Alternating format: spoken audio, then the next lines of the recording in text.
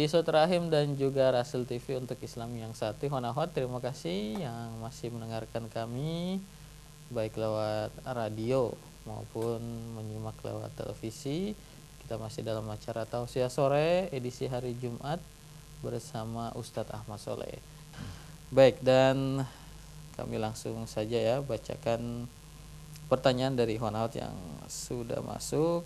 Yang pertama dari seorang bunda, Pak Ustadz. Assalamualaikum warahmatullahi wabarakatuh, Pak Ustadz. Waalaikumsalam warahmatullahi wabarakatuh. Menjelang lebaran saya sedih. Ibu bapak sudah tidak ada, suami berdinas, tetap berdinas, menjalankan kewajibannya.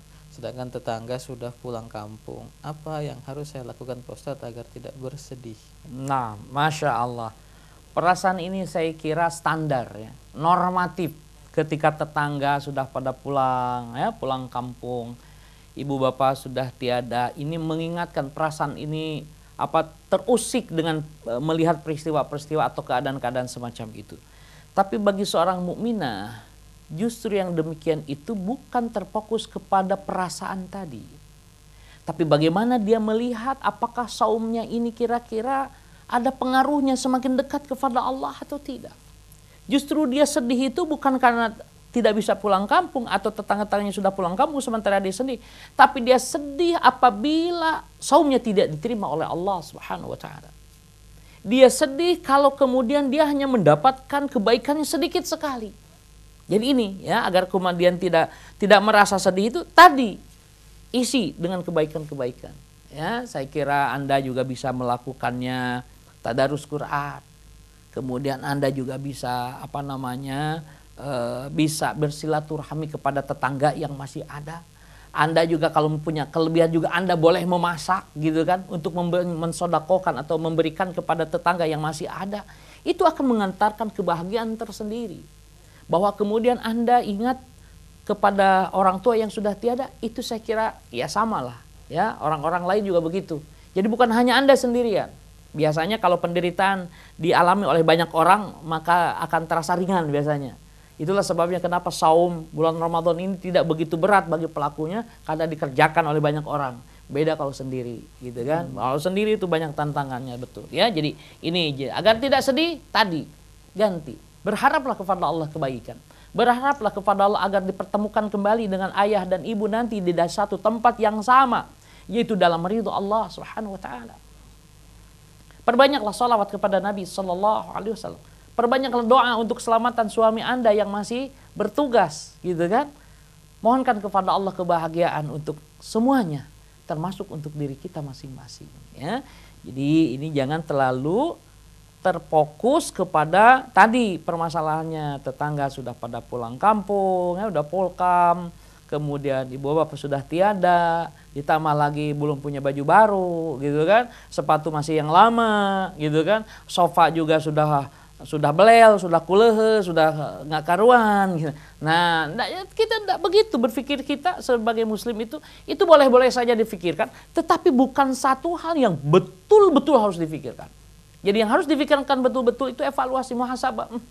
Saya dari hari pertama apa yang dilakukan? Oh ya Allah, ternyata belum maksimal. Sebenarnya masih bisa melakukan ini dan itu, masih bisa melakukan amalan ini dan itu. Nah, sekarang tingkatkan, ya. Fokuskan kepada evaluasi itu, ya. Jangan kita terjebak kepada kebanyakan orang yang hanya berpikir tentang euforia terhadap hari libur, hari raya yang sesungguhnya betul ini hari raya gembira. Betul tidak bisa dipungkiri. Tetapi sekali lagi kita jangan terjebak menghabiskan itu terfokus kepada yang sifat-sifatnya tidak mengantarkan datangnya rahmat Allah, tidak mengantarkan kepada datangnya ampunan Allah. Ya. Jadi kalau misalnya, ya banyak saya kira bukan hanya Anda yang berpikir seperti itu. Dia sedih orang lain, anaknya sudah dibeliin baju, anak kita belum. Orang lain sudah sibuk beli cangkang ketupat, kulit ketupat itu ya. Udah ribut mau bikin ketupat, belum opor ayamnya dan macam-macam. Sekali lagi itu boleh. Namun sekali lagi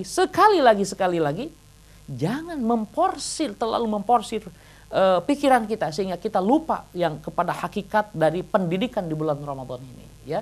Jadi pendidikan di bulan Ramadan ini menjadikan kita semakin dekat kepada Allah, yang dalam bahasa Al-Quran la'allakum tattaqun. Itu yang sesungguhnya berpikir, apakah kita sudah memiliki karakter-karakter ketakwaan apa belum? Apakah kita sekarang masih memiliki rasa dendam pada orang lain apa belum? Apakah kita sudah memiliki rasa memaafkan? Bagaimanapun beratnya orang melakukan keburukan kepada kita, tetap saja kita katakan, saya telah memaafkan dia. Saya tidak dendam ya Allah, asalkan engkau memaafkan aku. Saya tidak membalas dia ya Allah, asalkan engkau pun menyayangi saya, merahmati saya. Ini Allahumma innaka afuwun tuhibbul afwa fa'fu anni, itu bukan hanya dalam doa yang diajarkan oleh Rasul kepada siapa?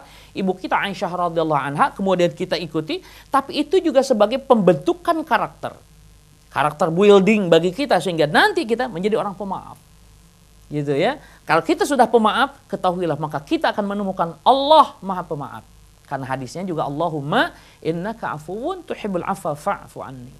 Jadi ini arahkan supaya tidak sedih, itu arahkan. Kalaupun harus sedih, janganlah karena masalah-masalah yang mohon maaf ya. Sekali lagi, jangan sedih karena masalah-masalah seperti yang digambarkan tadi. Tapi sedihlah kalau kemudian kita tidak berhasil mencapai tujuan yang dikehendaki. Sedihlah kita kalau kemudian kita ternyata saumnya tidak dianggap sebagai saum yang diterima. Sedihlah kita kalau kemudian kita dianggap sebagai hamba yang tidak berhasil menggapai keridhaan Allah Subhanahu wa taala. Ini yang harus kita pikirkan secara fokus gitu ya. Jadi jangan berpikir hal-hal yang sifatnya ya remeh-temeh, bukan remeh-temeh juga sesungguhnya, karena bagi orang itu hal yang perlu juga. Oke, tetap maksud saya jangan terlalu difikirkan oleh masalah-masalah duniawiyah yang sesungguhnya itu tidak harus difikirkan secara fokus, juga bisa berjalan gitu ya. Jadi ini saya kira Ibu ya, semoga Allah Subhanahu wa taala senantiasa menyertai Anda, memberkahi keluarga Anda, memberkahi suami Anda yang sedang dinas luar, dan semoga Allah mengampuni ibu bapak yang telah meninggal dunia ya. Demikian yang dapat saya kemukakan. Wallahu a'lam bissawab. Baik, alhamdulillah. Ustaz, mengenai masalah sedih dan juga senang ini, dalam satu hadis Rasulullah menjelaskan bahwa jika seandainya seorang muslim tahu betapa istimewanya Ramadan, maka manusia akan berharap bahwa sepanjang tahun itu Ramadan gitu. Jadi sudah sepantasnya seorang yang beriman itu akan merasa senang ketika Ramadan datang, dan dia pun akan merasa sedih ketika Ramadan mulai beranjak gitu. Nah, sedih dan senang ini yang seperti apa maksudnya?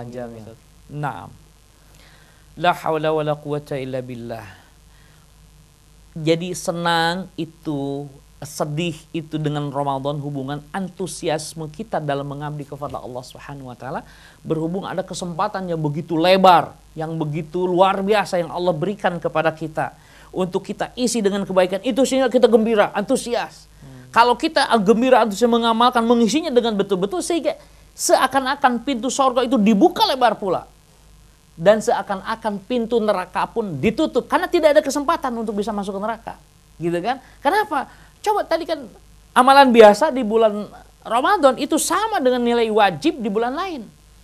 Gimana yang wajib? Ya wajib, kemudian kalau kita melakukan wajib, masya Allah berlipat ganda, insya Allah ya, tentu dengan kasih sayang Allah Subhanahu wa taala. Maka bagaimana mungkin dia bisa masuk neraka? Wong kerjaan amalan-amalan seperti itu dilipat gandakan. Maka wajar kalau kemudian sekali lagi seakan-akan pintu neraka ditutup, pintu surga dibuka lebar. Dalam kesempatan itu, kesempatan yang begitu agung itu, sampai-sampai bingung itu setan. Sehingga setan pun bingung, seakan-akan setan pun dibelenggu. Gitu. Jadi, Ustaz, tapi kan masih ada tuh orang di bulan Ramadan ada yang nipu. Nah, itu dia masalahnya. Dia tidak memanfaatkan saum Ramadan dengan mendekatkan diri dan beribadah kepada Allah. Gitu kan? Jadi kemudian nanti seakan-akan kita kata, loh tadi dalam satu hadis disebutkan bahwa setan-setan dibelenggu, ya kan?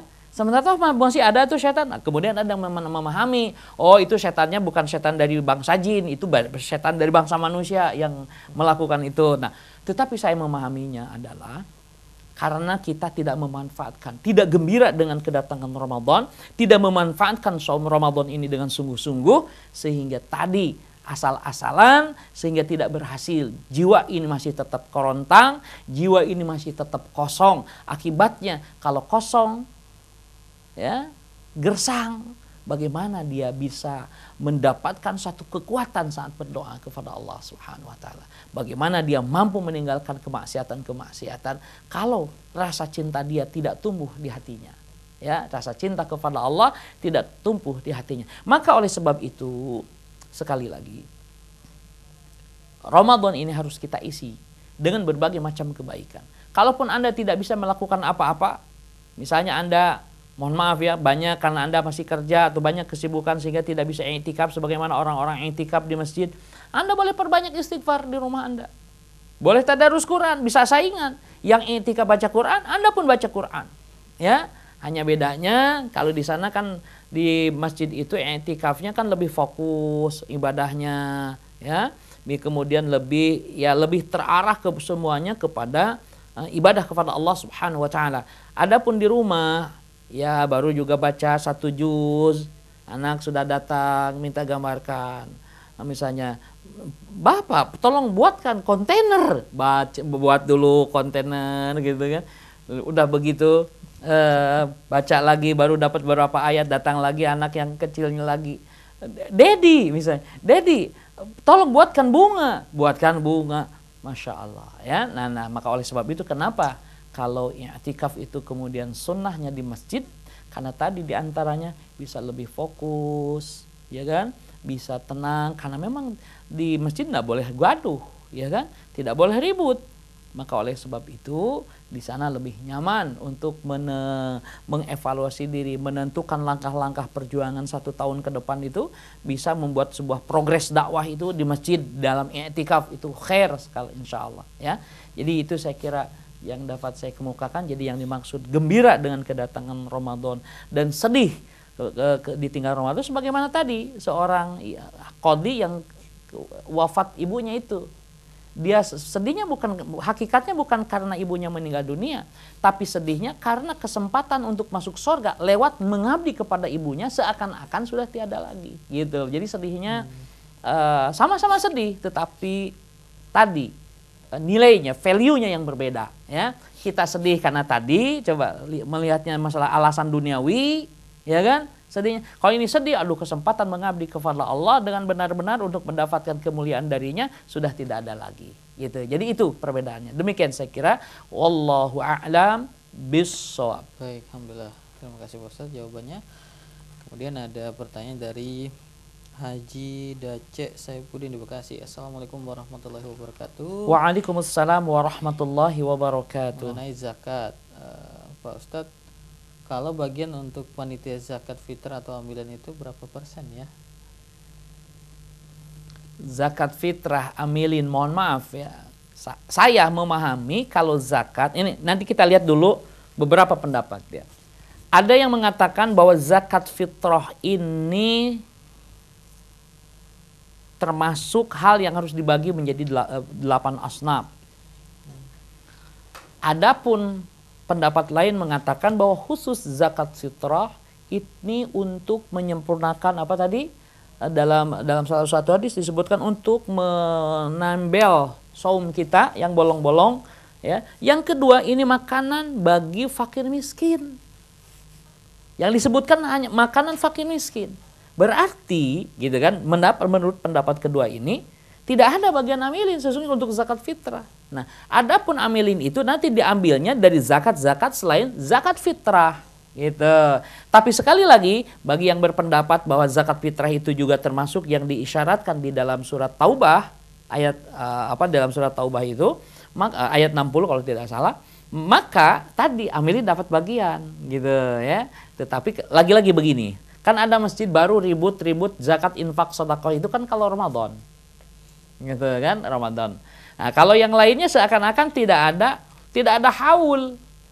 Karena mereka tahu haul itu ya di Ramadan saja. Dan memang kita juga berharap mulai hitungnya di Ramadan supaya haulnya jatuhnya itu di bulan Ramadan, mengeluarkan zakatnya di bulan Ramadan, infak bulan Ramadan, lipat gandakan kan gitu. Berdasarkan pemahaman tadi.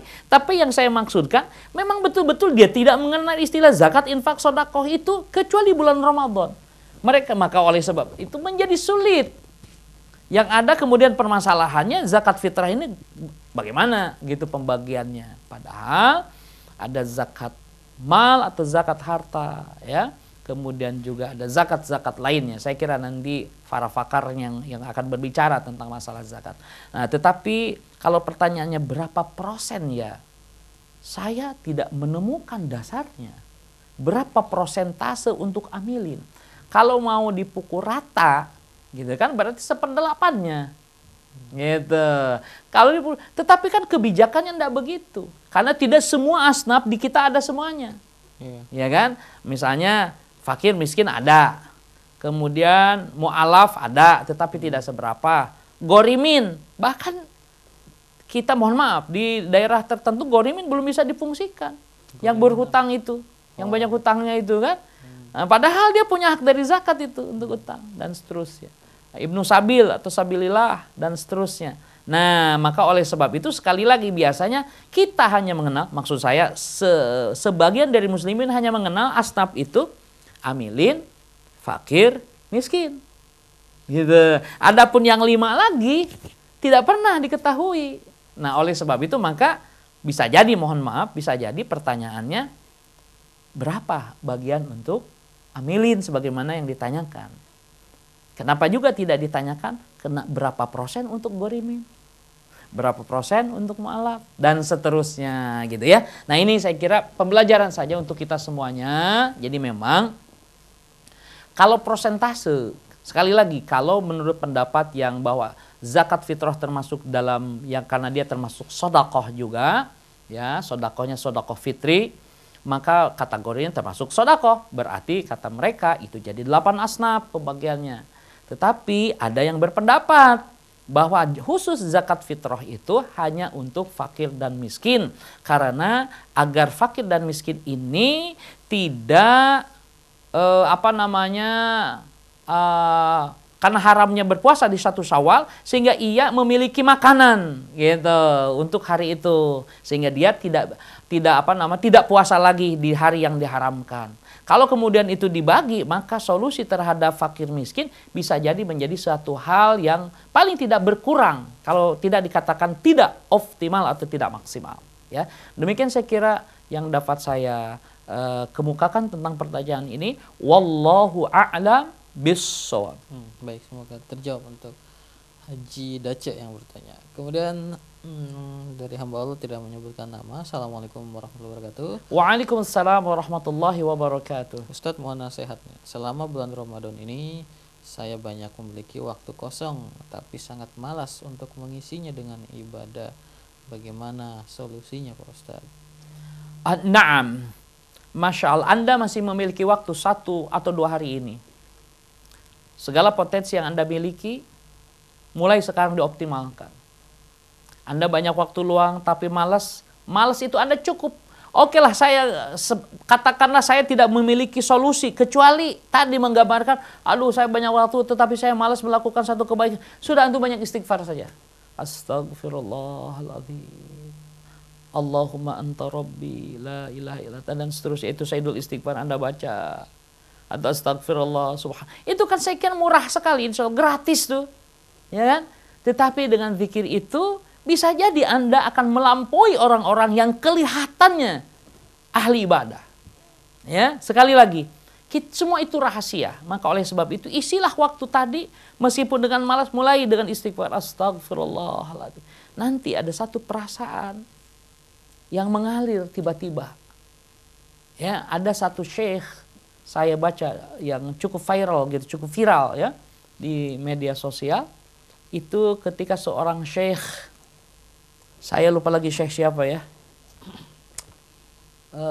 diduga ini malam 27 ya, diduga malam Lailatul Qadar, malam 27. Ketika malam 27 itu syekh lewat ke satu kendaraan, di mana di kendaraan tersebut justru sedang hingar-bingar musik kencang keras di malam tersebut.